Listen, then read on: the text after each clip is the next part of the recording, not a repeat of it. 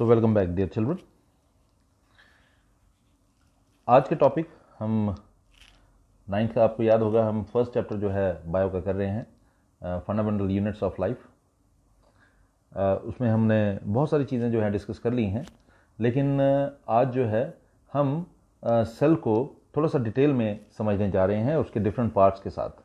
तो सबसे पहले हम शुरू कर रहे हैं, going to start with cell membrane. हम लोग अभी बात करेंगे किसके बारे में? सेल मेम्ब्रेन के बारे में।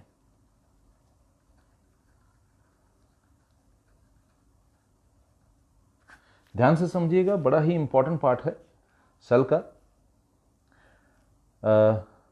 ये वो पार्ट है सेल का जो एक्चुअली सेल को कवर करके रखता है। इट कवर्स द सेल, ठीक है, and separates the contents of the cell from external environment. हमेशा याद रखिए, सेल मेम्ब्रेन जो है एक बहुत ही इंपॉर्टेंट पार्ट है, और इसकी इंपॉर्टेंस कैसे है मैं पहले आपको बता देता हूं। ये है क्या है? ये covering of the cell, it is the covering of the cell. And क्या करता है ये? It separates the contents of the cell from the external environment. इसको इस तरह से समझिए, अगर सपोज करिए ये सेल मेम्ब्रेन है, तो इसके अंदर का सारा कंटेंट जो है ये बाहर के एटमॉस्फेयर से इसको सेपरेट करने का काम जो है इसी बाउंड्री का है। यही बाउंड्री जो है ये क्या करती है? बाहर के एनवायरनमेंट से अंदर के एनवायरनमेंट को सेपरेट करती है। तो आप समझ सकते हैं ये एक बहुत ही इंपॉर्टेंट रोल प्ले करती है। Second part, living part of cell. ये सेल का लिविंग पार्ट है। This is the living part of the cell, okay. And third one, it is present in cells of plants, okay, animals and micro organisms. जितने भी micro organisms हैं, जितने भी animals हैं, जितने भी प्लांट्स हैं, सब के अंदर ये जो है, ये इसकी प्रेजेंस जो है ये आपको मिलेगी। ये हर जगह जो है ये मौजूद होगा। थोड़ा सा और आगे चलते हैं। चौथी बात इसके बारे में, ये एक थिन कवरिंग है, ठीक है जी। ये बहुत ही थिन कवरिंग है, ये बहुत ही डेलिकेट है। ये थिन है, डेलिकेट है, और इसके अलावा एक और ख़ास बात, इलास्टिक नेचर की है और सिलेक्टिवली परमिएबल। सिलेक्टिवली परमिएबल आपको याद होगा, मैंने पीछे एक लेक्चर में आपको permeable, semi permeable, selectively permeable, impermeable, है ना, ये आपको याद होगा, मैंने ये आपको इसके बारे में बताया था। तो सिलेक्टिवली परमिएबल आपको याद होगा, कुछ ही चीज़ों को अंदर आने की ये अलाउ करता है, ठीक है। सारी चीज़ें जो है अंदर नहीं जा सकती। फिफ्थ वर्ड, किससे बना होता है? It is composed of lipids and proteins. It is composed of lipids and proteins. ये लिपिड से बना होता है, प्रोटीन से बना होता है, ये आपने याद रखना है। मैं दोबारा से आपके लिए रिपीट कर देता हूँ। अभी हम बात कर रहे हैं सेल मेम्ब्रेन के बारे में। तो सेल मेम्ब्रेन एक्चुअली है क्या है? Cell membrane is actually the outer covering of the cell. It is a living part. It is present in all plants, animals and micro organisms. It is thin, delicate, elastic and selectively permeable. It is composed of lipids and proteins. ये किससे बना होता है? ये lipid से बना होता है और प्रोटीन से बना होता है। तो इन्हीं चीज़ों से इसकी जो है वो फॉर्मेशन हुई होती है। थोड़ा सा और आगे बढ़ते हैं। आपको मैं बताऊं, सेल कोई मेम्ब्रेन जो है कोई मामूली चीज़ नहीं है। बहुत सारे ऑर्गेनिजम्स में ये बहुत सारी इंपॉर्टेंट चीज़ें जो है ये करती है। मैं आपको एक छोटी सी एग्जांपल से बात समझाऊंगा। जैसे अमीबा अगर आप देखेंगे, amoeba acquires food through this process which is called endocytosis, okay? तो याद रखिए, मैं एक प्रोसेस का नाम मैं आपको बता देता हूं। नाम है एंडोसाइटोसिस। एंडोसाइटोसिस एक प्रोसेस है। इस प्रोसेस में क्या होता है मैं आपको बता दूं। This process enables cell to engulf food and other materials from external environments, ठीक है जी। टॉपिक क्या था, मैं वर्ड क्या था, मैं आपको फिर से एक बार रिपीट कर देता हूँ, एंडोसाइटोसिस। एंडोसाइटोसिस वर्ड है, ये मैं आपको अलग से बता रहा हूँ। एंडोसाइटोसिस वर्ड है और इस वर्ड का मतलब क्या है, ये बेसिकली एक फिनोमेना है, एक ऐसा phenomena which enables cells to engulf food and other materials from external environment। बाहर के एनवायरनमेंट से ये फूड पार्टिकल्स को इनगल्फ करने में हेल्प करता है। जैसे आपने देखा होगा अमीबा बहुत सारे एक्सट्रीमली स्मॉल टाइनी पार्टिकल्स को वो फूड की तरह यूज़ में लाता है, और ये फूड जो है वो किस तरह से इसकी बॉडी के अंदर जाती है। आपने देखा होगा, अगर सपोज करिए ये अमीबा है तो इसकी बाहर वाली ये मेम्ब्रेन है। सपोज करिए ये एक फूड पार्टिकल है, ओके, तो इस फूड पार्टिकल को इनगल्फ करने के लिए ये अमीबा जो है पर्टिकुलरली इस तरह की शेप बनाएगा,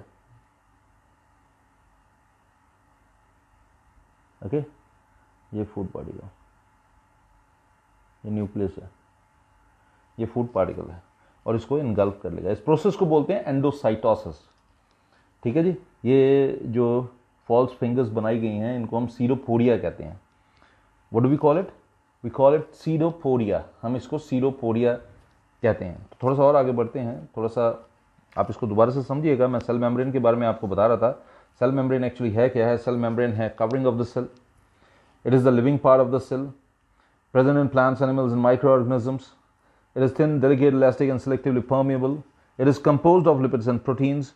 And the process of endocytosis is possible because of cell membrane. What is endocytosis? I told you, I informed you about endocytosis. Endocytosis is actually the process. Endocytosis जो है एक ऐसा प्रोसेस है which enables cell to engulf food and other materials from external environment. आप इसको अगर suppose करिए dictionary में भी ये टर्म ढूंढते हैं ना एंडोसाइटोसिस का, तो आपको उसमें भी यही चीज़ जो है बताई जाएगी। उसमें लिखा होगा it is actually the taking in of matter by a living cell by invagination of its membrane to form a vacuole. तो दिस इज एंडोसाइटोसिस। तो मैंने आपको बताया, अभी मैंने आपको बताया कि सेल मेम्ब्रेन जो है वो कितना इंपॉर्टेंट है। इट इज़ एक्सट्रीमली इंपॉर्टेंट, कितना ज़्यादा इंपॉर्टेंट है आप देख सकते हैं। तो थोड़ा सा और आगे बढ़ते हैं। ये मैंने जो आपको बताया ये सेल मेम्ब्रेन के बारे में बताया। अब हम थोड़ा सा और आगे बढ़ेंगे। तो सेल मेम्ब्रेन के बारे में तो आप जान चुके हैं। अब हम देखेंगे सेल मेम्ब्रेन जो है उसका फंक्शन क्या है, क्यों हमारे शरीर में उसकी ज़रूरत जो है वो है, मतलब हमारे सेल्स जो हैं उनमें इसका क्या इंपॉर्टेंस है। सबसे पहली बात तो ये है, मैंने आपको बताया ये सिलेक्टिवली परमिएबल है, जो मैं ऑलरेडी आपको बता चुका हूं। इसका मतलब है it allows flow of limited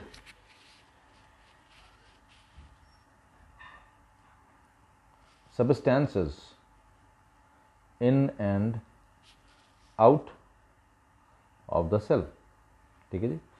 तो सिंस ये सिलेक्टिवली परमिएबल है तो सारी चीज़ें जो हैं इसके अंदर नहीं एंटर कर सकती, या सारी चीज़ें जो हैं सेल के अंदर से बाहर की तरफ फ्लो नहीं कर सकती।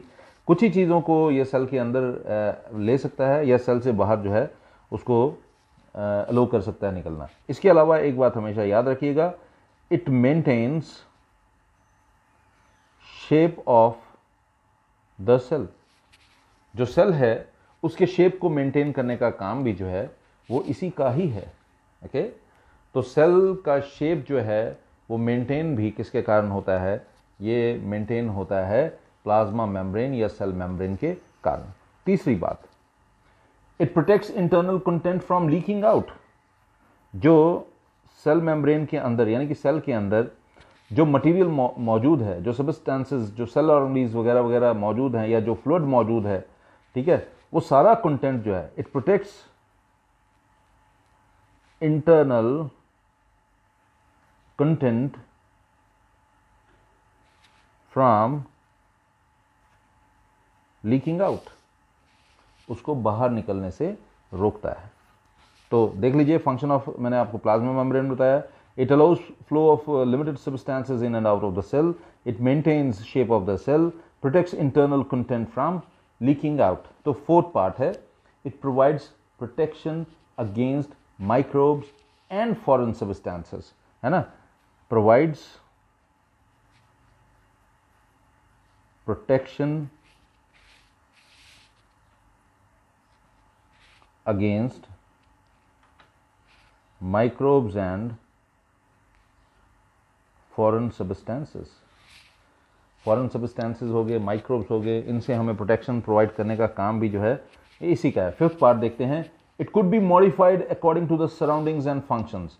ये अपने आसपास, ये इसका एक बहुत ही इंपॉर्टेंट फीचर है, ठीक है जी, ये इसका एक फीचर है और बहुत ही इंपॉर्टेंट है। आप देखिए, मैं दोबारा से आपके लिए रिपीट करता हूं, could be modified according to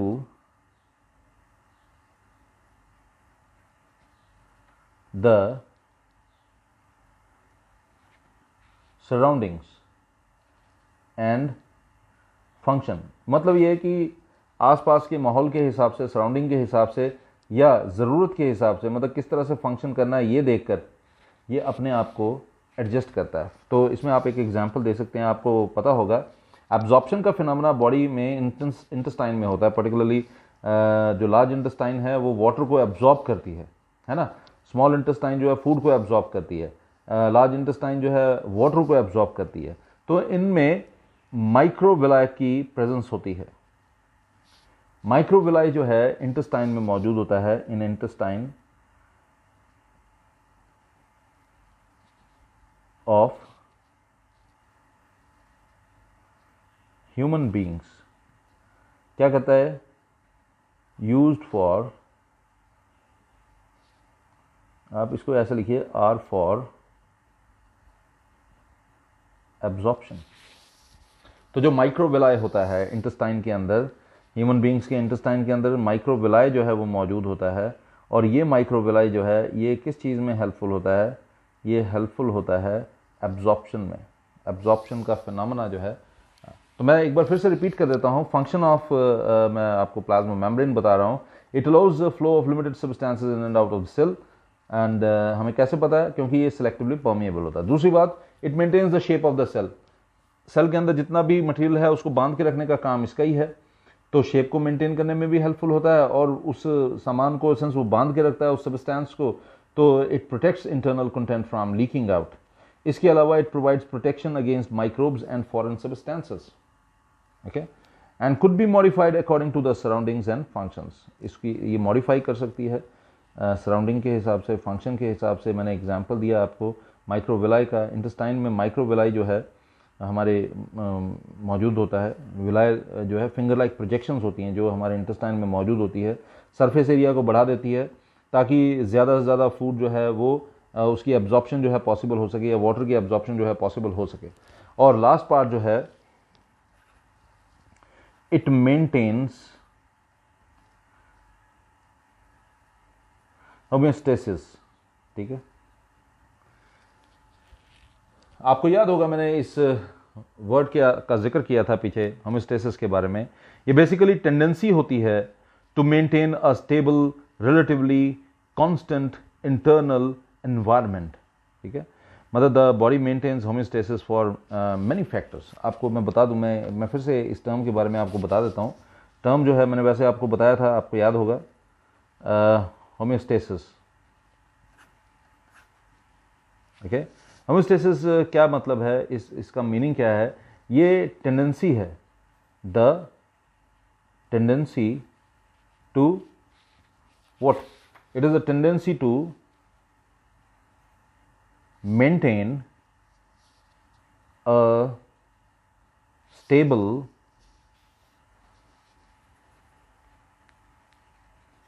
relatively constant internal environment.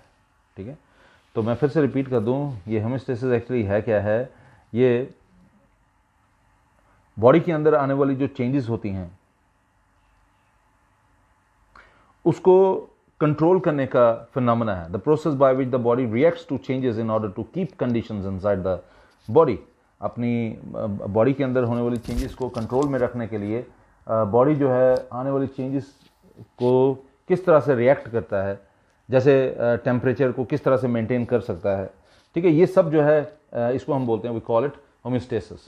तो अभी मैंने आपको फंक्शन ऑफ प्लाज्मा मेम्ब्रेन बताया। फंक्शन ऑफ प्लाज्मा मेम्ब्रेन में मैंने बताया it being selectively permeable, allows flow of limited substances in and out of the cell, maintains the shape of the cell, it protects internal content from leaking out, provides protection against microbes and foreign substances, could be modified according to the surroundings and function. And for this I explained you an example, the example of the microvilli which are present in intestine, and these microvilli are actually responsible for absorption. And another point is about homeostasis. It maintains homeostasis. ये homeostasis को maintain करने में भी helpful होता है। और फिर मैंने लास्ट में जो आपको बताया वो क्या था, homeostasis के बारे में बताया कि homeostasis जो है actually है क्या है। homeostasis basically वो tendency है जिसके कारण it is a tendency to maintain a stable, relatively constant internal environment like temperature. Okay, जैसे तापमान, टेम्परेचर बॉडी का। मुझे उम्मीद है कि आपको ये समझ आ रहा होगा। तो मैं आगे चलता हूँ। अगला टॉपिक जो है वो इससे थोड़ा सा डिफरेंट है लेकिन इक्वली इम्पॉर्टेंट। मैं आपको बताऊँ इस टॉपिक में, इस चैप्टर में आपने जितनी चीज़ें पढ़नी है बेसिकली बेसिक है। सेल जो है एक बेसिक फिनोमेना है, इसके बारे में अगर पता नहीं होगा तो आप बायो में कुछ भी प्रॉपरली जो है वो समझ नहीं सकते। तो अगला टॉपिक जो मैं आपके लिए शुरू करने जा रहा हूं वो है, it is about cell wall. I am sure you people know about cell wall. Cell wall basically एक एक्सटर्नल कवरिंग है किसकी? प्लांट सेल की। और मैं आपको सेल वॉल के बारे में एक बात बता दूं, ये सिर्फ प्लांट सेल में ही मौजूद होता है। ठीक है, और ये सेल मेम्ब्रेन को भी कवर करके रखता है।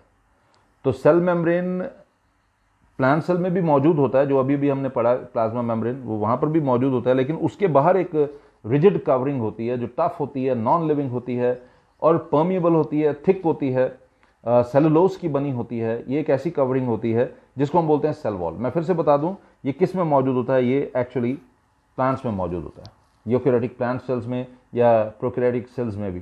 तो थोड़ा सा चलते हैं। सेल वॉल क्या है? ये basically tough, non living, thick, permeable covering है। और ये किसकी बनी हुई है? मैं बता दूं, मेड ऑफ सेलुलोज। सेलुलोज की बनी हुई है। ठीक है जी, थोड़ा सा आगे चलते हैं। किन में मौजूद होता है? मैंने अभी अभी आपको बताया था, it is present in eukaryotic plant cells. किस में मौजूद है? यूकैरियोटिक प्लांट सेल्स में मौजूद है, एंड प्रोकैरियोटिक सेल्स में। ठीक है जी, ये यूकैरियोटिक प्लांट सेल्स में मौजूद है। इसके अलावा इट इज प्रेजेंट इन, मैं आपको बता दूं, इसको आप साधारण शब्दों में अगर समझेंगे तो आपको मैं बताऊंगा ये प्लांट सेल्स में मौजूद होता है और फंगल सेल्स में भी मौजूद होता है। It is found in plant cells and fungal sales. और मैंने जैसा आपको बताया, it is freely permeable, it is thick, it is non living, it is tough, it is made of cellulose, present in eukaryotic plant cells and prokaryotic cells. तो इसको आप ऐसे भी बोल सकते हैं, present in plant cells and fungal sales. ठीक है, तो आगे चलते हैं। It covers the plasma membrane. मैंने ये आपको पहले ही बता दिया, ये प्लाज्मा मेम्ब्रेन को भी कवर कर देता है। It covers plasma membrane. अब इसका फंक्शन क्या हो सकता है आपके ख्याल में? तो फंक्शन ऑफ, जब आप सेल वॉल पढ़ेंगे तो आप देखेंगे बहुत ही इंपॉर्टेंट इसका कॉन्सेप्ट है। जैसे प्लाज्मा मेम्ब्रेन क्या करता है, ये इंटरनल कंटेंट को प्रोटेक्ट करता है, जितना भी अंदर मटेरियल होता है उसको प्रोटेक्ट करता है। तो प्लाज्मा मेम्ब्रेन थोड़ा सा सॉफ्ट होता है, याद होगा आपको, थिन होता है, याद होगा आपको, डेलिकेट होता है, तो उसके डैमेज होने के चांसेस होते हैं। तो उसको भी प्रोटेक्ट करने का काम जो है वो कौन करता है, वो सेल वॉल करता है। ठीक है, लेकिन आपको फिर से मैं बता दूं, सेल वॉल सिर्फ प्लांट्स में ही मौजूद होता है या फंगल सेल्स में ही मौजूद होता है। मैंने आपको बताया यूकैरियोटिक प्लांट सेल्स में या प्रोकैरियोटिक सेल्स में ही मौजूद होता है। तो चलते हैं फंक्शन। सबसे पहला, it protects plasma membrane.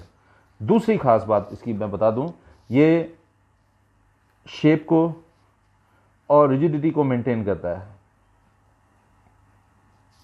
Okay, तो मैं फिर से बता दूं, it determines the shape and rigidity. आप प्लांट सेल जो है वो रिजिड होता है, उसका शेप जो है वो बड़ा टफ होता है, वो रिजिड होता है। तो उसको कौन रिजिड बनाता है, कौन टफ बनाता है, वो ये काम जो है वो किसका है, ये सेल वॉल का ही होता है। इसके अलावा क्या होता है, एक और बात मैं बता दूं, इट प्रिवेंट्स डेसिकेशन। मैं आपको बताऊं, डेसिकेशन जो है बेसिकली एक फिनोमेना है। ये एक ऐसा वर्ड है जिसका मतलब होता है ड्राइनेस। ठीक है,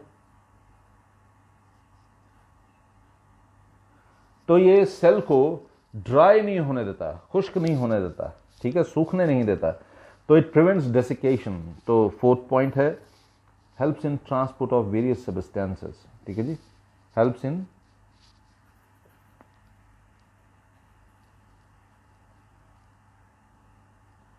ट्रांसपोर्ट ऑफ वेरियस सब्सटेंसेस। जितने भी सब्सटेंसेस होती हैं, substances in and out of the cell, cell के अंदर बाहर होने में उसको हेल्प करता है। ठीक है जी। और fifth point, when cells of plants, fungi and bacteria. मैं ये, आप इसको ध्यान से समझिएगा। बेसिकली मैं जो आपको बताने जा रहा हूं वो क्या है, हाइपोटोनिक कंडीशंस जो होती हैं, हाइपोटोनिक कंडीशंस को विदस्टैंड करना बड़ा मुश्किल होता है।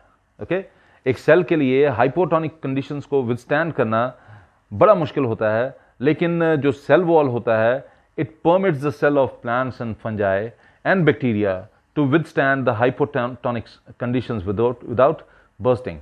तो ये क्या करता है, हेल्प्स टू विदस्टैंड। मैं इसकी अभी आपको एग्जांपल भी दूंगा, हाइपोटोनिक कंडीशंस कैसे। मैंने आपको बताया ये रिजिड है। ओके, तो अगर आप इसको हाइपोटोनिक मीडिया में डालेंगे, आप समझ सकते हैं, एब्जॉर्ब करेगा, एब्जॉर्प्शन का फिनोमेना होगा और सेल जो है it will swell up. Okay, मैं फिर से रिपीट कर रहा हूं, it helps to withstand hypotonic conditions. Hypotonic conditions को विदस्टैंड करने में ये हेल्पफुल होता है। कैसे, वो मैं आपको बता रहा हूं, आप ध्यान से सुनिए। अगर आप हाइपोटोनिक कंडीशन में या हाइपोटोनिक मीडिया में किसी प्लांट सेल को, फंजाई को, बैक्टीरिया को आप डालते हैं, तो हाइपोटोनिक जो सोल्यूशन होता है उसकी एक खास बात होती है, सेल क्या करता है, उसको एब्जॉर्ब कर लेता है ना, उसको एब्जॉर्ब करना शुरू करता है और इसी चक्कर में स्वेलिंग हो जाती है। सेल जो है it swells up. Okay, why it swells up? It swells up by taking up water bye osmosis. Osmosis से पानी को एब्जॉर्ब करता है, स्वेलिंग होती है सेल की। आप समझ सकते हैं, अंदर सेल के अंदर वाटर जो है वो गया है, तो वो वाटर जो है वो सेल की दीवार के ऊपर प्रेशर डालना शुरू करता है और यही प्रेशर जो होता है, due to swelling, pressure builds up against the cell wall. लेकिन सेल वॉल तो आपने सुना कि वो रिजिड है, वो रिजिड होता है, इसीलिए वो क्या करता है, वो जितना प्रेशर अंदर से बाहर की तरफ लग रहा होता है, सेल वॉल उतना ही प्रेशर बाहर से अंदर की तरफ लगाता है, ताकि एक बैलेंस जो है, एक स्टेट ऑफ इक्विलिब्रियम जो है बन जाए। और इस तरह से सेल वॉल जो है helps the plant cell to tolerate greater changes in surrounding medium. और हाइपोटोनिक कंडीशंस में भी सेल जो है वो बर्स्ट नहीं करता। बहुत बड़ी बात है ये, ये एक नॉर्मल बात नहीं, मैं फिर से आपको रिपीट कर रहा हूँ, आप ध्यान से सुनिएगा। हाइपोटोनिक कंडीशन में क्या होता है, सेल को अगर आप रख देते हैं, प्लांट सेल को, एनिमल सेल को, अगर आप उसको प्लांट सेल को, फंजाई को आप उसमें हाइपोटोनिक मीडिया में रखते हैं, तो वाटर को एब्जॉर्ब करके वो सेल जो है वो it will swell up, and if it swell up, और ये कैसे हुआ फिर से मैं बता दूं, वाटर बाय ऑस्मोसिस जो है वो सेल के अंदर चला गया, and it swells up, and if it swells up, what does that mean? That means कि वो जो वॉल्स हैं उसके ऊपर प्रेशर बढ़ गया। अगर उसके ऊपर प्रेशर बढ़ गया तो आप बात को समझ सकते हैं, प्रेशर बढ़ गया तो वो बर्स्ट हो सकता है। अब बर्स्ट ना हो इसके लिए क्या हो सकता है, सेल वॉल जो है, जितना प्रेशर बाहर से अंदर की तरफ लग रहा होता है, वाटर जो है वॉल्स के ऊपर जो प्रेशर डाल रहा होता है कि वो बर्स्ट कर जाए, तो उस प्रेशर को कंट्रोल में रखने का काम सेल वॉल का होता है। सेल वॉल जो है अंदर से बाहर की तरफ जो प्रेशर आ रहा होता है उसको अपोज करता है, उसके अगेंस्ट काम करता है, और इस तरह से क्या होता है, वो सेल जो है इट डज नॉट बर्स्ट, वो बर्स्ट नहीं होता है। और जब वो बर्स्ट नहीं होगा तो आप समझ सकते हैं कि सारा कंटेंट जो है वो सेफ हो गया। अब थोड़ा सा और आगे चलते हैं, एक और पॉइंट मैं आपको बताता हूं इसके फंक्शन में, और वो क्या है, थ्रू नैरो पोर्स। अच्छा मैं आपको बताऊं, ये जो सेल वॉल होते हैं इसमें छोटे छोटे पोर्स होते हैं, इन पोर्स को हम कहते हैं पिट्स, ठीक है। तो प्लाज्मोडेस्माटा जो छोटे छोटे स्ट्रैंड्स होते हैं, fine strands, extremely fine strands, वो अक्सर सेल वॉल को क्रॉस कर जाते हैं। Through narrow pores fine strands of cytoplasm cross the cell walls. मैंने क्या बताया, थ्रू नैरो पोर्स। इन पोर्स को क्या बोलते हैं, मैं फिर से एक बार रिपीट कर दूं, इन पोर्स को हम बोलते हैं पिट्स। और फाइन स्ट्रैंड्स ऑफ, क्या बोला मैंने, fine strands of cytoplasm, we call it plasmodesmata, ठीक है जी, प्लाज्मोडेस्माटा। मैं रिपीट कर रहा हूं, तो through narrow pores called pits, fine strands of cytoplasm called plasmodesmata cross the cell walls, ठीक है ना। तो plant cells interact with each other through these cytoplasmic channels. ये जो साइटोप्लाज्मिक चैनल्स हैं, इन्हीं से प्लांट सेल्स जो हैं एक दूसरे के साथ उनकी इंटरैक्शन जो है वो पॉसिबल हो पाती है, ठीक है जी। मैंने आपको किस किस के बारे में बताया, पोर्स और फाइन स्ट्रैंड्स के बारे में मैंने आपको बताया। थ्रू नैरो पोर्स, सुन लीजिए आप, through narrow pores called pits, fine strands of cytoplasm called plasmodesmata cross the cell walls, okay. So plant cells interact with each other through these cytoplasmic channels. तो हमने सेल वॉल के बारे में बढ़ा कि ये टफ है, नॉन लिविंग है, थिक है, परमेबल कवरिंग है, सेलुलोज का बना होता है, यूकैरियोटिक प्लांट सेल्स में, प्रोकैरियोटिक सेल्स में मौजूद होता है, ये प्लाज्मा मेम्ब्रेन को कवर करता है। इसका फंक्शन क्या है, सिंस उसको कवर करता है इसलिए उसको प्रोटेक्ट भी करता है, ठीक है जी। शेप इसकी सेल वॉल जो है वो टफ और नॉन लिविंग और थिक और रिजिड है, तो ये सेल की शेप जो है उसको रिजिडिटी प्रोवाइड करता है, ठीक है जी। इसके अलावा it prevents desiccation which is known as dryness of cell, नहीं होने देता ड्राइनेस। इसके अलावा it helps in transport of various substances, अलग अलग सब्सटेंसेस की ट्रांसपोर्टेशन में भी ये बहुत ज़्यादा हेल्पफुल होता है। इसके अलावा it helps to withstand hypotonic conditions. Now what does that mean, इसका मतलब है अगर आप हाइपोटोनिक सोल्यूशन में किसी सेल को रखते हैं, किसी प्लांट सेल को रखते हैं, फंगल सेल को रखते हैं, तो आप देखेंगे वो उसमें से ऑस्मोसिस के कारण वाटर को एब्जॉर्ब कर लेगा, और वाटर सेल के अंदर बहुत ज़्यादा क्वांटिटी में हो जाएगा। और जब बहुत ज़्यादा क्वांटिटी में सेल के अंदर वाटर हो जाएगा तो वो वाटर जो है वो वॉल्स के ऊपर क्या डालेगा, प्रेशर डालेगा। अब cell wall being rigid, tough, ये क्या करता है, उस प्रेशर को विदस्टैंड करता है, यानी कि उसको अपोज करता है और उसके बराबर जो है प्रेशर क्रिएट करता है, ताकि कहीं सेल जो है वो बर्स्ट ना हो जाए, क्योंकि अगर सेल बर्स्ट हो गया तो फिर वो सरवाइव नहीं कर सकता, ओके। तो लास्ट में मैंने आपको बताया किसके बारे में, मैंने आपको बताया through narrow pores called pits, Fine strands of cytoplasm called plasmodesmata cross the cell walls and plant cells interact with each other through these cytoplasmic channels. तो सेल वॉल के ऊपर the cytoplasmic channels present on cell wall help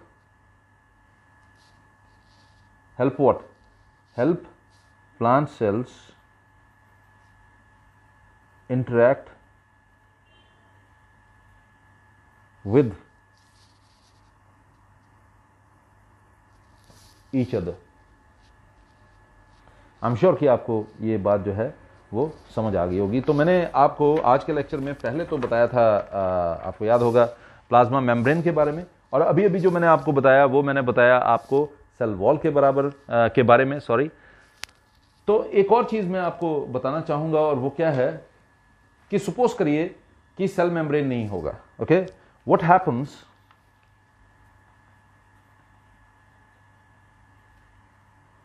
in the absence of cell membrane? Cell membrane के absence में क्या होगा? A part, और B part में कहता हूं सेल वॉल। सेल वॉल के एब्सेंस में क्या होगा? सेल मेम्ब्रेन की एब्सेंस में क्या होगा? तो सेल मेम्ब्रेन जो, अगर सेल मेम्ब्रेन नहीं होगा तो आप समझ सकते हैं there will not be control of transport of a material to the cell. जो ट्रांसपोर्टेशन होती है मटेरियल की सेल के अंदर, उसको कंट्रोल करना जो है मुश्किल हो जाएगा। There will not be control of transport of a material to the cell. अगर मैं फिर से रिपीट कर देता हूं, अगर सेल मेम्ब्रेन एब्सेंट है तो ठीक है, सेल मेम्ब्रेन के केस में अगर सेल मेम्ब्रेन एब्सेंट है, there will not be control of transport of material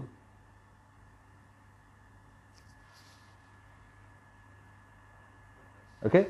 तो सेल के अंदर जो ट्रांसपोर्टेशन होती है मटेरियल की, उसको कंट्रोल करना जो है वो पॉसिबल नहीं होगा। मैं रिपीट कर देता हूं, अगर सेल में, मेरा क्वेश्चन था what happens in the absence of cell membrane? If cell membrane is absent, there will not be control of transport of material in the cell. Cell के अंदर बाहर जो ट्रांसपोर्टेशन होती है मटेरियल की, उसको कंट्रोल करना जो है वो इम्पॉसिबल हो जाएगा। थोड़ा सा और आगे बढ़ते हैं। अब हम बात करते हैं सेल वॉल की। अगर सेल वॉल एब्सेंट होगा तो क्या होगा? पहली बात तो ये है भाई कि प्लांट सेल जो है विल कोलैप्स। दूसरी बात क्या है? Uptake of nutrient would be tough. Uptake of nutrient would be tough. ठीक है जी। और तीसरी खास बात, cell would be without any protection. Cell would be without any protection. तो सेल जो है उसको प्रोटेक्शन भी नहीं मिल सकती। तो मैंने अभी अभी आपको एक टॉपिक समझाया कि अगर नहीं होगा सेल मेम्ब्रेन या सेल वॉल तो क्या होगा। सेल मेम्ब्रेन नहीं होगा तो वो जो मटेरियल का ट्रांसपोर्टेशन होता है अंदर बाहर, वो पॉसिबल नहीं होगा। और अगर सेल वॉल नहीं मौजूद होगा तो सेल जो है, प्लांट सेल जो है, पीसी लिख दिया मैंने इसको, प्लांट सेल जो है विल कोलैप्स, और न्यूट्रिएंट्स का जो अपटेक होता है वो मुश्किल हो जाएगा थोड़ा। और इसके अलावा cell would be without any protection. आप समझ सकते हैं, कोई भी माइक्रो ऑर्गेनिज्म या पैथोजन वगैरह जो है वो, या कोई भी चीज़ जो है वो इसको डैमेज पहुंचा सकती है। सेल को जो है वो डैमेज उससे पहुंच सकता है। तो ये था जो सेल मेम्ब्रेन और सेल वॉल के बारे में। लेकिन मैं एक और चीज़ यहाँ पर एक टर्म के बारे में जिक्र करूँगा जो मुझे शायद पहले बताना चाहिए था, लेकिन मैं एक फ्लो बन गया था तो मैं उसको भूल गया। टॉपिक है प्लाज्मोलिसिस। प्लाज्मोलिसिस एक्चुअली है क्या है? ये वो फिनोमेना है in which a living plant cell loses water through osmosis. ठीक है जी। इसमें क्या होता है? प्लाज्मोलिसिस वो फिनोमेना है जिसमें क्या होता है, एक प्लांट सेल जो होता है उसको आप हाइपरटोनिक सोल्यूशन में रखते हैं, ये वैसे मैं आपको बता चुका हूं, लेकिन मैं फिर भी इसके बारे में बता रहा हूं, क्योंकि आपको याद होगा हमने endosmosis, exosmosis, hypotonic solution, hypertonic solution, isotonic solution, वो टॉपिक जब किया था तो उसमें भी ये वर्ड जो है एक बार यूज में आया। तो मैं आपको बता देता हूं प्लाज्मोलाइसिस एक्चुअली है क्या है। आप हाइपरटोनिक सोल्यूशन में किसी सेल को रखते हैं, किसी लिविंग प्लांट सेल को रखते हैं, और इट लूजेस वाटर, ठीक है, ड्यू टू ऑस्मोसिस, जिसके कारण क्या होता है, श्रिंकेज होती है, कॉन्ट्रैक्शन होता है सेल का, सेल श्रिंक कर जाता है, कॉन्ट्रैक्ट हो जाता है, क्योंकि अंदर जो फ्लूइड वाला पोर्शन है, जो मैक्सिमम कंटेंट जो है वो प्रोवाइड करता है, मास जो है वो फ्लूइड के कारण होता है, वॉल्यूम जो है फ्लूइड के कारण ही बनता है। तो वो फ्लूइड जो है अगर वो बाहर की तरफ निकल जाएगा तो क्या होगा, वो श्रिंक हो जाएगा, वो सेल जो है वो श्रिंक हो जाएगा। तो यहां पर भी कुछ ऐसा ही होता है। तो वो फिनोमेना जिसमें क्या होता है, हाइपरटोनिक सोल्यूशन में सेल को, प्लांट सेल को आपने प्लेस किया, और उसके कारण क्या हो गया, ऑस्मोसिस के कारण प्लांट सेल के अंदर मौजूद जो है फ्लूइड है वो बाहर की तरफ फ्लो कर गया। जब वो फ्लूइड बाहर की तरफ फ्लो कर गया तो क्या होगा, वो सेल जो है वो श्रिंक हो जाएगा। आपको याद होगा पिछले टेस्ट में मैंने एक क्वेश्चन डाला था एप्रिकॉट वाला, ठीक है, और मैंने उसके बारे में बताया था। वो जो फिनोमेना था वो बेसिकली एंडोस्मोसिस के कारण हुआ, ठीक है जी। उसमें एंडोस्मोसिस के कारण ड्राई एप्रिकॉट ने वाटर को एब्जॉर्ब किया। ये घरों में भी ये फिनोमेना आम होता है, आपको याद होगा। आप रात को सोने से पहले आपको मदर या फादर आपके बोलते हैं कि बादाम भिगो दीजिए, आप बादाम भिगोते हैं और सुबह देखते हैं कि वो बादाम जो है वो आपको साइज में थोड़े से बड़े दिखने लग जाते हैं, क्योंकि वो वाटर को एब्जॉर्ब कर लेते हैं, ठीक है, उन्होंने वाटर को एब्जॉर्ब कर लिया होता है। तो ये एंडोस्मोसिस है, अंदर की तरफ पानी जो है मूव कर गया। लेकिन अभी मैं इस कॉन्सेप्ट के बारे में नहीं बता रहा, अभी मैं ये आपको बता रहा हूं कि अगर आपने सपोज करो एक ड्राई प्लम, आप एप्रिकॉट, सॉरी, एक ड्राई एप्रिकॉट आपने लिया है और उसको आपने अगर पानी में डाला है तो वो थोड़ी देर के बाद इट स्वेल्स, फूल जाता है पानी को एब्जॉर्ब करके। लेकिन अगर उसको थोड़ी देर के बाद आप क्या करते हैं, एक शुगर सिरप में डाल देते हैं, तो शुगर सिरप में डालने के कारण क्या होता है, जो उसके अंदर वाटर होता है वो बाहर की तरफ फ्लो कर जाता है, एग्जॉस्मोसिस हो जाता है, बाहर की तरफ वाटर जो है फ्लो कर जाता है ऑस्मोसिस के कारण। इसको हम बोलते हैं ना एग्जॉस्मोसिस। और वो एप्रिकॉट जो है वो श्रिंक कर जाता है, ठीक। कुछ ऐसा ही फिनोमेना प्लाज्मोलाइसिस जो है वो है। मुझे पूरी उम्मीद है कि आज का लेक्चर आपको अच्छे से समझ आया होगा। फिर भी यदि किसी भी प्रकार की परेशानी होगी तो कमेंट बॉक्स में ज़रूर कमेंट कीजिएगा। अपना ध्यान रखिएगा, घर के अंदर ही रहिएगा, बाहर मत निकलिए, ज़्यादा से ज़्यादा समय जो है वो स्पेंड कीजिए पढ़ाई में। और अगर सब्सक्राइब नहीं किया तो चैनल को सब्सक्राइब कीजिए, शेयर कीजिए वीडियो को, और लाइक ज़रूर कीजिए। अपना ध्यान रखिए। Good bye.